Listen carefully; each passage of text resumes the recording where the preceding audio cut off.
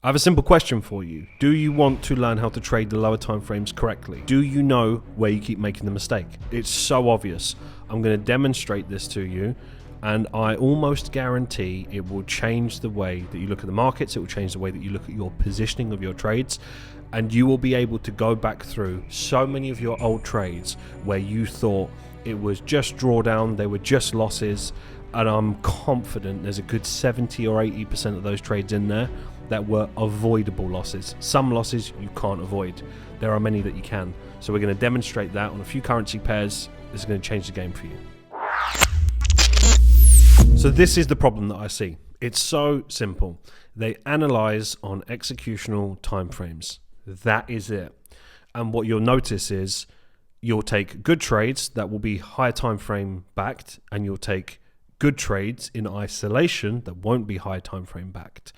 And once you understand where the volume is, you understand where the liquidity actually is, where the bigger players are going to step in, it will make you rethink a few positions, and I'm confident it's going to save you a lot of losses that you just don't need to take. So we can go through that. I'll give you an example, and this will just give you all of the tools that you need to firstly just look at your trade so you can see it for yourself. Don't take my word for it. You go and see it. It's so clear. But if you've never been taught to look at things this way, and I'm confident that you've maybe made your process a bit too complex where you're overvaluing things that are just not valuable. A recent trade that I took here on Euro CAD, and I'll show you this on Pound Aussie as well. You can apply it to any currency pair. It really doesn't matter. So we'll start off Euro CAD. So what would it look like to analyze on a executional time frame? Now, who am I to say the only executional time frames are this and time frames to analyze on are this? I am not the judge of timeframes. I'm just giving you my perspective of where I see people using timeframes that I personally believe are better suited to actually execute on, but then they're analyzing on them. So this is my experience. It's what I see a lot of people make mistakes. So I'm going to point it out and hope that it actually helps you. So this is what I see. We will go, I mean, we're on the 5 minute here. We'll go to the 4 hour first. So imagine you're looking for sales on EuroCAD. You can see that we've got sharper volume here, so naturally when we're in these areas you can see price took out these lows. There was some lovely trades in here on the way up that many people caught. But let's say, for example, you want to see if we get a response, a rejection to where the prior volume is. You can see that we've got a gap between this low, so there's a reason why price could come into this territory. That's a possibility. So then naturally when you're on the lower time frame, so if we go to the 1 hour, well, firstly I want to clarify what I believe are executional time frames. So you go up to all the way to the 4 hour. The 4 hour is a very special time frame. We launched H4 Mastery recently, which generally speaking, unless you know how to really trade the 4 hour, you're better suited just leaving that as a time frame to analyze. If you understand H4 Mastery, then you'll know how to use it as an executional time frame. But to keep it simple, on your lower time frames, 5 minute, 15 minute and 1 hour are generally speaking your executional time frames. And anything above that you analyze on unless you understand H4 Mastery. So if we look here on the 1 hour time frame, this is where I'd be looking for execution. I'd be going down into these time frames to see, right, does this meet my entry criteria? So when you're looking at this, this looks really straightforward. You can see price rejected these areas here. But imagine when you're on the 15 minutes, so we start to zoom in. This is the problem that I see. And you're like this. When I zoomed out, that's really obvious. But what about when I've got charts like this? These are the ones that get sent to me, and then people wonder why they go wrong. So they will show me something like, they won't even have this on, so the one above, that's not important. They're looking at something like this right here and going, right, this is of importance to me. I'm like, okay, so show me why it's important. Then they'll show me, well, look, I'm looking at this high to get taken out because I think the liquidity is there for whatever reason.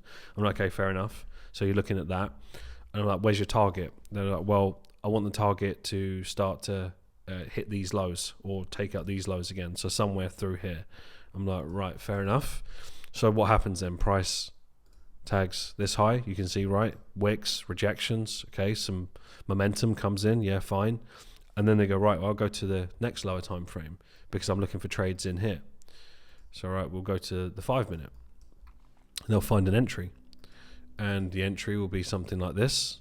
Right, this is not to scale because, you know, that's a 10 pip stop and you wouldn't have it like that. But let's say for argument's sake, they're looking at something like this, a rejection. They want their stop positioned above, and they're looking for a trade into these lows.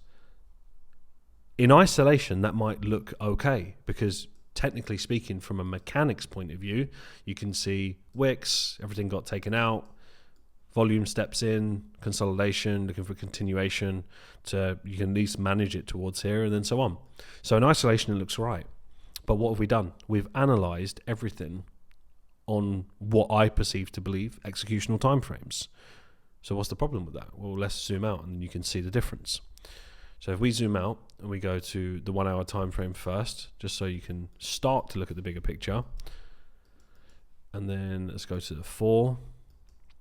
Look at where that trade actually was. So if I put that ray line on, what do we reject exactly? Nothing, right? You can see we're close to the rejection, but the area value was always here. And people in Falcon, they'll know this like clockwork. The area value was there. So what business did you have trading within here? It was just too much high risk. There's no real heavy weight stacked behind it. So first and foremost, your first lesson is, how do you trade the lower time frames correctly? You trade the lower time frames correctly by having higher time frame backed narrative, and then you go into the lower time frames. You don't analyze on executional time frames. If you want more drawdown, go ahead. Analyze on executional timeframes. I'm not saying it's impossible. I'm not saying you're not going to get winning trades, but you will fall into that bracket of every man and his dog that also has these lower time frame trades. There's so many of them. And if you look at the analysis, they've got a blown up chart, the too zoomed in, and they don't actually understand the bigger picture. So if you're sick and tired of that, I highly suggest that you look into this, because it could be the difference. You still have time from now to the end of the year. You've still got time to make some valuable tweaks and put yourself in a good position, and maybe even get a funded goal that you've got in mind. So now you can see the obvious flaws and the gaps, because look at this, you're trading in here. Now when I show you that, this can be part of a consolidation so easily, all of this to move higher, which we would expect to take out that high in the first place. At least if you're going to trade it, you would wait for this reaction to happen. You'd be trading down here, and yes, this one didn't work out, but you've still followed the protocol that makes sense as to where the volume is, where the bigger players step in. Now, where do we gain the second advantage? How could you utilize in practice what I'm saying? Well, I'll show you a trade that I took recently. So if we now look left, notice how you've got all of this volume here. So there's beautiful trades in the way down here as well that we capitalized on. So notice how all of that gets taken out, all of these gaps, as you can see, that get taken out as well. And if you understood the bigger picture, what would you see that would actually help you avoid this? I would call this a bullshit trade. There's no business you taking that trade. You would see where this is the sharper volume, a lot of that accumulated. This was the origin of the move. You can see this low got taken out. You can then see the gap. The price is naturally going to snap towards there. And then what happens? You're then trading in here. Now you can see how this is just a zoomed in example of you just analyzing on executional timeframes and justifying an isolated entry. It might look good when you zoom in, but I bet you a lot of your losses there as well. So what happens? We get our one touch, our second touch, so we start tapping into it, but you can see it's just very, very choppy and corrective. Naturally, the better moves, they make some form of a significant break. So with this one, you get a significant break. Now we can go to a more suited time frame like H4. So notice how we start to get momentum. Look at the wicks, right? So you start to get those bullish wicks there, but we've taken all of this out. So we're wicking all of those orders out. Then you get your follow through. Now you can start going to the lower time frames, because at least at this stage, if I just pull it back and you see what I'm talking about, imagine in that scenario here. This is what I mean. Everything has been dealt with. This is where the high time frames are likely to step in. There is a reason why you're looking from point A to B down here. It's not always going to work, but you have to follow the protocol. And you can see, well, this isn't retail, is it? So this is bigger players stepping into the market. So you've essentially gone through to like tick, tick, tick, tick. At least if the core of your trades are made up with this in mind, it will stop random rubbish trades that you just don't need to take. So now when we start going into the lower time frames, you can see this trade has been backed by the higher time frame. So when I start going into the lower time frame, there was a couple of entries here. There was your first entry, which was, I'll cover it, which was around to here. So this was a bit early for myself in terms of being ready for the actual trade. So there was, I'm not going to go into all the details, but essentially there's a trade there. And then what we got is a lower time frame confirmation because this structure failed to move higher. And then my entry was in here. So just a temporary trade like so. And what was we waiting for? By looking at the bigger picture again, this was the area that I was waiting to see if we broke. Because if we broke that area, essentially we were off to the races, and the trade idea was here. I actually covered this in one of my vlogs on the Mark Hutchinson channel recently when I was in this trade, explaining my thoughts on this exact structure, that this could turn into a running channel and we move higher from here. Now, some people caught these longs. I actually missed the long on the 15, which was around here. So your entry was around there. It is what it is. It's no big deal. But you see how these trades could look very similar. If I zoomed into the 5 minute and then I showed you the prior trade, the one I explained, which is like in here. So we'll mark it off in here. You could get a similar isolated setup if I zoomed into that and I zoomed in to here. You might call them the same, but they're absolutely not the same thing. In an isolated entry, it would be the equivalent of me zooming in right here, just analyzing this piece or just analyzing this piece and going, yep, it's done everything it needs to do. If I made the core of my trades on that, I'll be losing so much. But you see how I had the H4, I had where the volume was actually taken out. I had so many more layers to my trade versus people taking these lower time frame entries. Like, I'm on the 5 minute at this point, so I've got no issue going into the lower time frames, but I do have an issue you starting on the lower time frames. And you might think, no, I trade with the daily and all of this. You say that, but you don't, because then you get into the lower time frames, you overvalue areas that are not valuable, and you put too much emphasis on stuff that is not even that significant, and then you find yourself in these poor quality trades. So that's just a very simple example of something isolated. The setup would look the same, but they're actually very different. Pound Aussie, this would be an example of how in a live market right now, how would I utilize that in practice to trade with something like Pound Aussie? This has been on watch for me. Well, let's look at the structure. Really simple. And I hope this is giving you something to think about already. Look where the volume is. So you've got this whole range, you've got the gap between that low, so naturally there's a reason why we would look for shorts into this area. You can see we've already wicked above, so we've done that. You can see some volume here that we started to wick all the way through. So I've started on the weekly. We go top down, just nice and quick. You can see on the daily, right, nice and significant. As you can see, we've tapped above.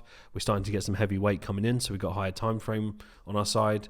Then you can go to the 4 hour, see, right, some real players are stepping into the market. We're now trading below here, good. So we're getting a lot of ticks at this point. I'm just working my way down to the lower time frames to justify our entry. Now, you had your first entry. This was more advanced play, which was up here.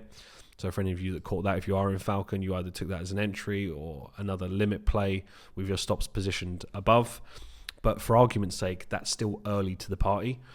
Now that we're trading underneath, I don't mind anyone going to lower time frames, because all the way through you've got everything backed.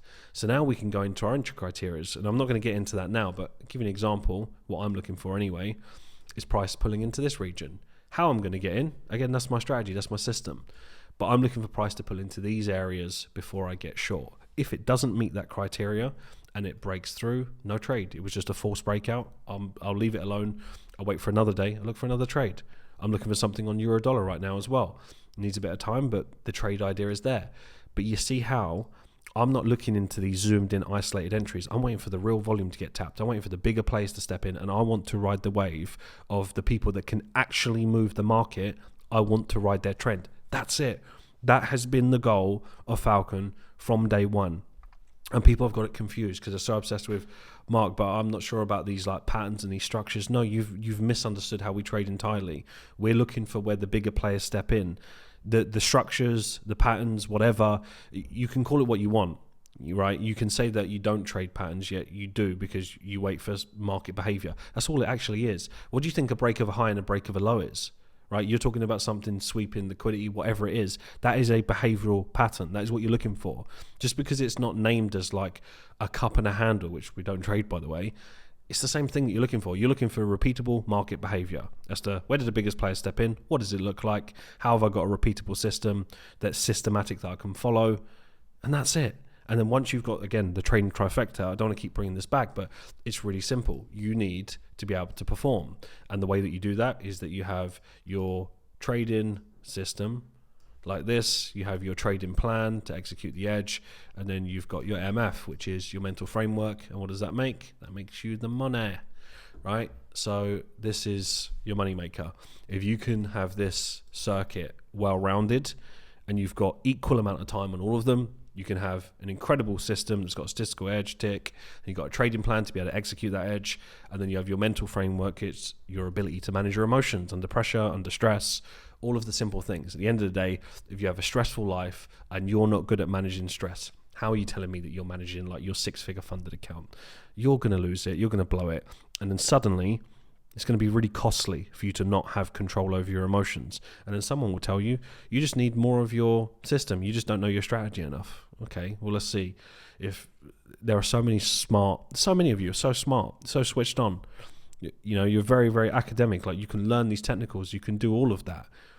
But if you don't know how to deal with stress, what good is that? Like, if you've got a stressful life, got loads of things going on, and your life is chaotic and there's like real problems happening, how on earth is you understanding your strategy better going to help you deal with that if you don't know how to balance your emotions, be able to park toxic things that are going on in relationships or drama that's going on in work? Maybe there's a promotion, maybe there's a stressful project, maybe you're studying, maybe someone is not well in your family. There's so many variables that could happen.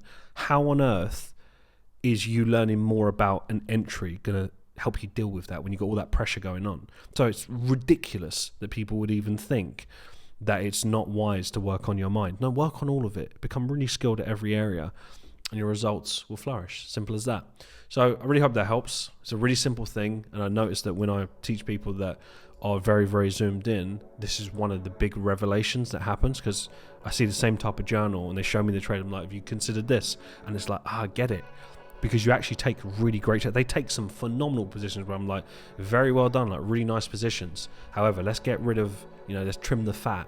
Let's get rid of some of these low quality positions that are not positioned well, and the results coincidentally improve. So do this with your trades. I'm confident this will help you trade the lower timeframes correctly. Stop analyzing on executional timeframes. It will save you so much money.